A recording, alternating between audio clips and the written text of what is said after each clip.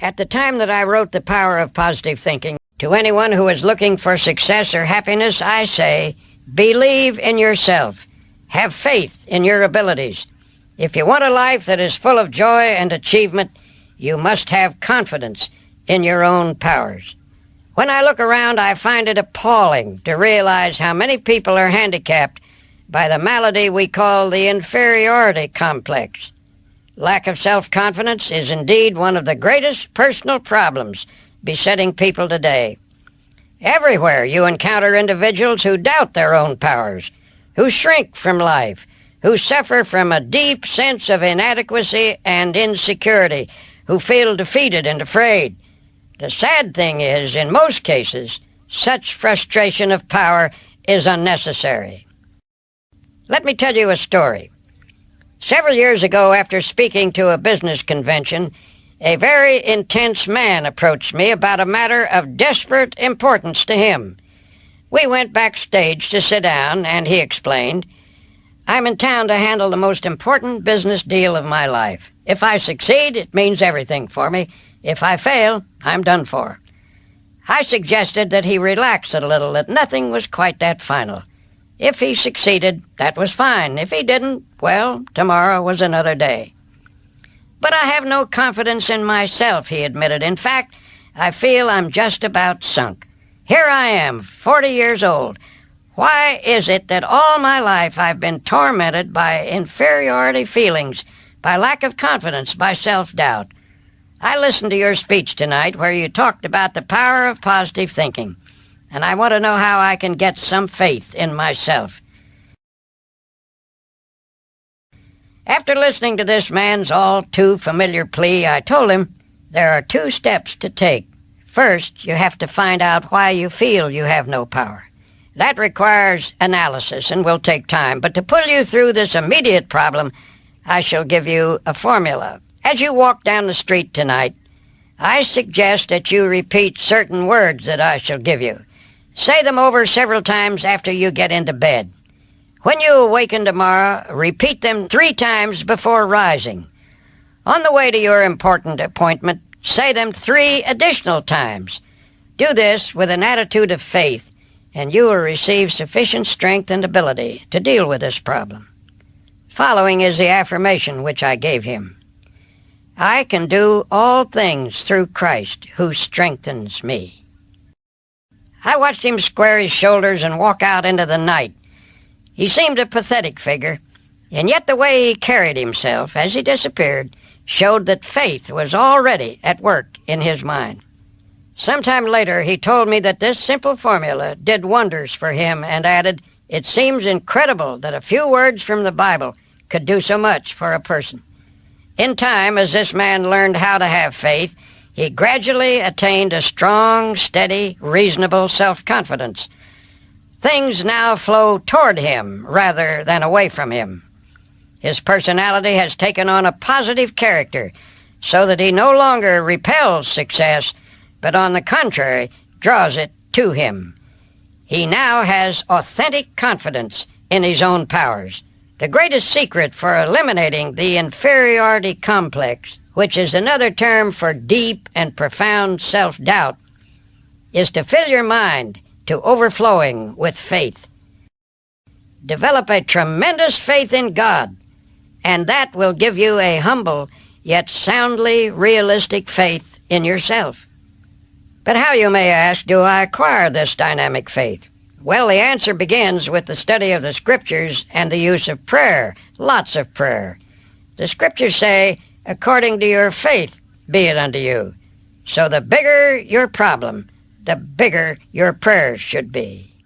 Along with prayer and study of the Scriptures, another very effective way to build self-confidence is by suggesting confidence concepts to yourself. If your mind is obsessed by thoughts of insecurity and inadequacy, that is, of course, because such thoughts have dominated your thinking over a long period of time. You must give your mind a different and more positive thought pattern, and that is accomplished by the repetition of confident ideas. You see, feelings of confidence depend upon the type of thoughts that habitually occupy your mind. If you constantly fix your attention upon dire events that might happen, you will constantly feel insecure.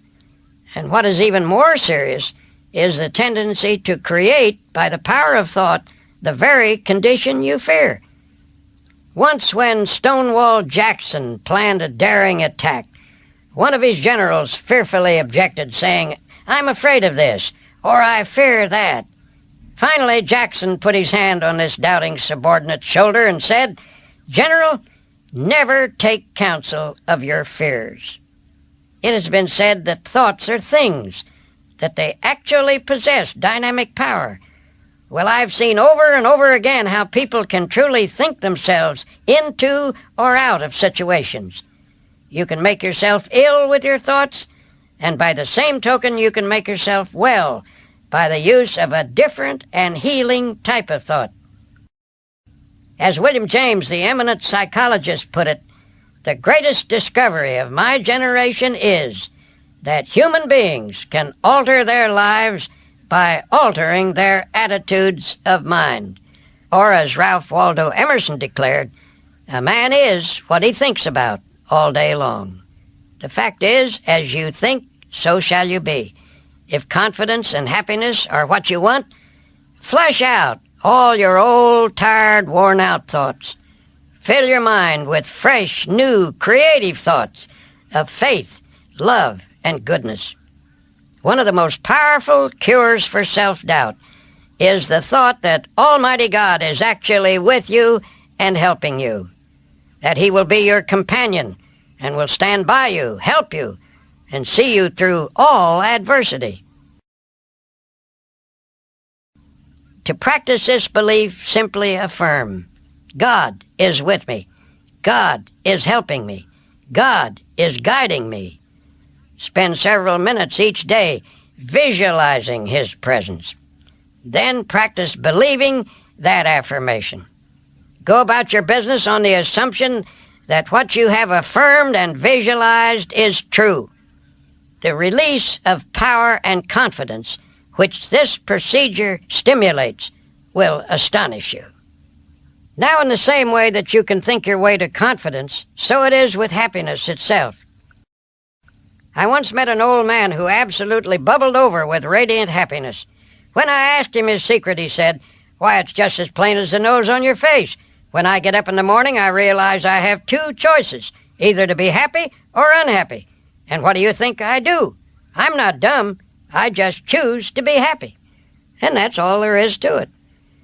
Now, that may seem a superficial response, but I recall that Abraham Lincoln, who nobody could accuse of being superficial, said that people were just about as happy as they made up their minds to be.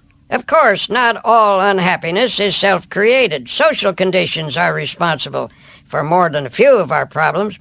But the truth is, many of us actually manufacture our own unhappiness simply by thinking unhappy thoughts. We do this, for example, when we habitually take on negative attitudes, such as, everything is going to turn out badly, or other people are always getting what they don't deserve, or how come I never get what I want? Unhappiness is further increased when we saturate our minds with resentment, hate, fear, and worry. Well then, if we ourselves create such a large proportion of our unhappiness, how can we produce happiness instead? The happiness habit is developed simply by practicing happy thinking. Make a mental list of pleasant thoughts and pass them through your mind several times each day. If an unpleasant thought should enter your mind, immediately stop, consciously reject it, and substitute a pleasant thought. Every morning before rising, lie relaxed in bed for a few minutes. Let pictures of each happy experience you expect to have during the day pass across your mind. Savor their joy. Such thoughts will help cause events to turn out that way. Tomorrow when you arise, say out loud this one phrase. "This is the day which the Lord hath made. I will rejoice and be glad in it. I will rejoice and be glad in it." Repeat it 3 times in a strong, clear voice, and with positive tone and emphasis. The statement, of course, is from the Bible, and it is a good cure for unhappiness. While dressing or shaving or getting breakfast, you might also say aloud a few such remarks as, I believe this is going to be a wonderful day. I believe I can successfully handle all the problems that will arise. I feel good physically, mentally, emotionally. I am grateful for all that I have had, for all that I now have, and all that I shall have. Things are not going to fall apart. God is here, and He is with me, and He will see me through. I thank God for every good thing. If you repeat these kinds of phrases and meditate on their meaning, you will change the character of your day by starting off with a positive frame of mind. And yet I must add, it is not enough to practice even such important techniques as I have suggested, unless throughout the day you also base your actions upon fundamental principles of happy living. One of the most simple and basic of such principles is that of human love and goodwill. As Tolstoy said, where love is, God is. And we might add, where God and love are, there is happiness. So a practical principle in creating happiness is to practice love. A friend of mine carries a unique business card.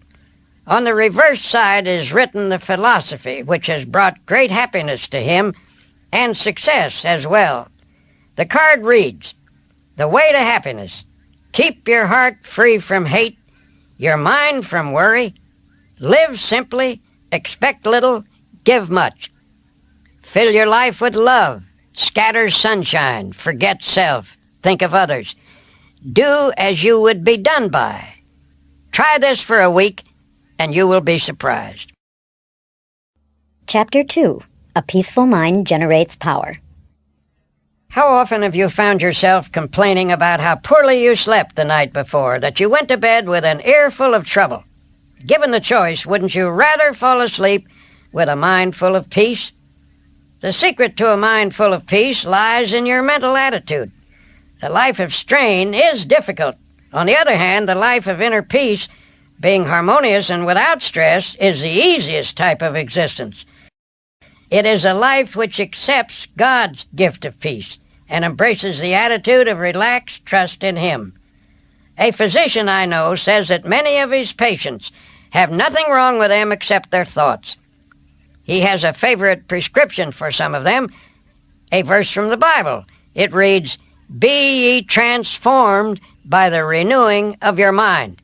He finds that when his patients change the pattern of their thoughts, they actually achieve a more peaceful state of mind, and that helps to produce health and well-being. The first technique I recommend for attaining a mind full of peace is to practice emptying the mind. I cannot emphasize enough the importance of a frequent mental catharsis, which means clearing the mind of fears, hates, insecurities, regrets, and guilt feelings. One effective method for doing this is the daily practice of silence. Remember what the great writer Thomas Carlyle said. Silence is the element in which great things fashion themselves together. Everyone should insist upon at least 15 minutes of absolute silence every day.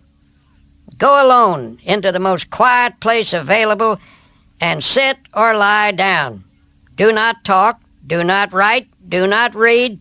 Think as little as possible. Conceive of your mind as the surface of a body of water and see how nearly quiet you can make it so that there is not a ripple. When you have attained a quiescent state, then begin to listen for the deeper sounds of harmony and beauty and of God that are to be found in the essence of silence. At intervals during the day, practice thinking a carefully selected series of peaceful thoughts. Let mental pictures of the most peaceful scenes you have ever witnessed pass across your mind. You might, for example, see a beautiful valley filled with the hush of evening time, as the shadows lengthen and the sun sinks behind the horizon. Or you could recall the silvery light of the moon falling upon rippling waters, or the sea washing gently upon soft shores of sand. Serene images like these will work upon your mind as a healing medicine. You might also practice the technique of repeating beautiful words out loud. Words have profound suggestive power, and there is healing in the very saying of them. Utter a series of panicky words and your mind will immediately go into a mild state of nervousness. You will perhaps feel a sinking in the pit of your stomach that soon affects your entire body. If, on the contrary, you speak peaceful, quieting words, your mind will react in a peaceful manner. Use such words as tranquility. Repeat the word slowly several times. Tranquility is one of the most beautiful and melodic of all English words, and the mere saying of it tends to induce a tranquil state. It is also helpful to use lines from poetry. When peaceful quotations are dropped into the subconscious, they lubricate the mind with peace. Here is one from a 16th century mystic. Let nothing disturb you. Let nothing frighten you. Everything passes away except God. God alone is sufficient.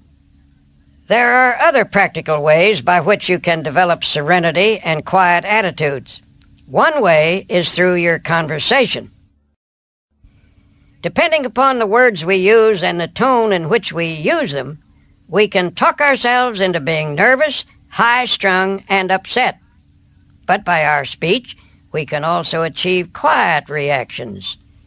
Talk peaceful, to be peaceful. You see, the words we speak have a direct and definite effect upon our thoughts. So in a group, when the conversation takes a trend that is upsetting, try injecting peaceful ideas into the talk. Note how it counteracts the nervous tensions. Conversation filled with expressions of unhappy expectation at breakfast, for example, often sets the tone of the entire day. On the other hand, if you start each day by affirming peaceful attitudes, your days will tend to be pleasant and successful. Of course, when you get right down to it, the most powerful means for attaining peace of mind is prayer and reading of the Bible. The words of the Bible have a particularly strong therapeutic value. Drop them into your mind, allowing them to dissolve in consciousness, and they will spread a healing balm over your entire mental structure. It is interesting to note that more and more experts in physical health are using prayer in their therapy. Illness, tension, and kindred troubles often result from a lack of inner harmony. But it is remarkable how prayer can restore the harmonious functioning of body and soul. It appears that even the aging process can be held in check by prayer. You need not lose your vital energy or become weak and listless just because of accumulating years, nor is it necessary for your spirit to sag or become dull. Prayer can freshen you up every evening and send you out renewed each morning. And if prayer is driven deeply into your subconscious, you can receive guidance in your problems. Prayer has the power to keep your reactions correct and sound. Another important way that prayer can enrich your life is by stimulating creative ideas. Within the mind are all of the resources needed for successful living. When they're released and properly employed, these ideas can lead to the successful operation of any project or undertaking. The New Testament says, "The kingdom of God is within you," meaning that God has laid up within our minds and personalities all the potential powers and ability we need for constructive living. It remains for us to tap and develop these powers. If you have not experienced this power, perhaps you need to learn new techniques of prayer. One man I know who has a unique and creative mind worked out his own simple formula for overcoming his difficulties through prayer. It is a curious formula, but I have practiced it and personally know that it works. The formula is, first, prayerize. Second, picturize. Third, actualize. By prayerize, my friend meant a daily system of creative prayer. When a problem arose, he talked it over with God, very simply and directly. He did not talk with God as to some vast and far-off shadowy being, but he conceived of God as being with him, in his office, in his home, on a street, always as a partner, a close associate. He took seriously the biblical injunction to pray without ceasing.